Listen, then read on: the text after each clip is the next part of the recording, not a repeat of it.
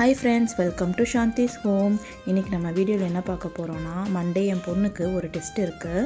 So அதில் என்ன சொல்லியிருந்தாங்கன்னா 1 to 500 வரைக்கும் ரிட்டனில் எழுதணும்னு சொல்லியிருந்தாங்க. ஸோ அதுக்காக நான் அவளுக்கு ஒரு டாஸ்க் மாதிரி கொடுத்தேன்.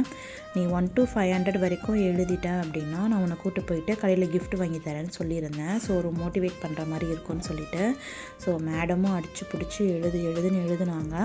ஸோ இங்கே பார்த்தீங்கன்னா தெரியும், கொஞ்சம் கரெக்ஷன்ஸ் இருந்துச்சு. பட் இருந்தாலுமே அவள் 500 வரைக்கும் எழுதிட்டா. ஸோ அதனால் கடைக்கு கூட்டிகிட்டு போகலான்னு சொல்லிவிட்டு அவளையும் என் பையனையும் நான் கடைக்கு கூட்டிகிட்டு போயிருந்தேன்.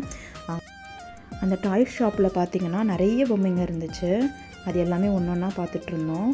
அதில் இதெல்லாம் செம்ம க்யூட்டாக இருந்துச்சு.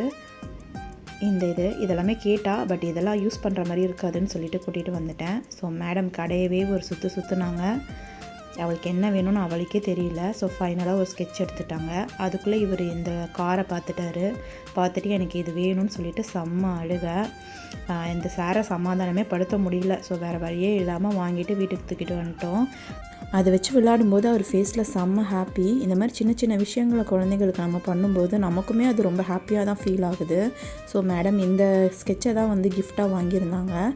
இது ஆனால் ஆக்சுவலாக பார்த்திங்கன்னா இந்த மாதிரி ஸ்பூனில் இந்த மாதிரி எதனா படம் வரைஞ்சி அதை தண்ணியில் விட்டால் அந்த கலர் அப்படியே வரும்னு சொல்லியிருந்தாங்க. நாங்களும் எல்லா ட்ரிக்கெல்லாம் போட்டு ட்ரை பண்ணி அதை தண்ணியில் போட்டு மிக்ஸ் பண்ணி பார்த்தோம். பட் எங்களுக்கு அது எதுவுமே ஒர்க் அவுட் ஆகிற மாதிரி தெரியல. இந்த பிக் அப்படியே தண்ணியில் வரும், நீங்கள் கையில் கூட எடுக்கலாம்னு சொல்லிட்டு சொன்னாங்க நம்ம வரைகிறது. பட் அது எதுவுமே எனக்கு வர மாதிரி தெரியல. ஸோ இது கொஞ்சம் ஃபெயிலியரான ஒரு பொருள் தான். இருந்தாலுமே நம்ம இதை வாங்கியாச்சு. அதனால் இது இவ்வளோ தான். ஸோ நோட்லேயே எழுதி நீ ட்ரை பண்ணிக்கோன்னு சொல்லிட்டு அவளை நான் சாக்ரிஃபைஸ் பண்ணி விட்டுட்டேன். பட் இந்த பென் பற்றி உங்களுக்கு எதனா டீட்டெயில் தெரிஞ்சதுன்னா கமெண்ட்ஸில் சொல்லுங்கள். தேங்க்யூ.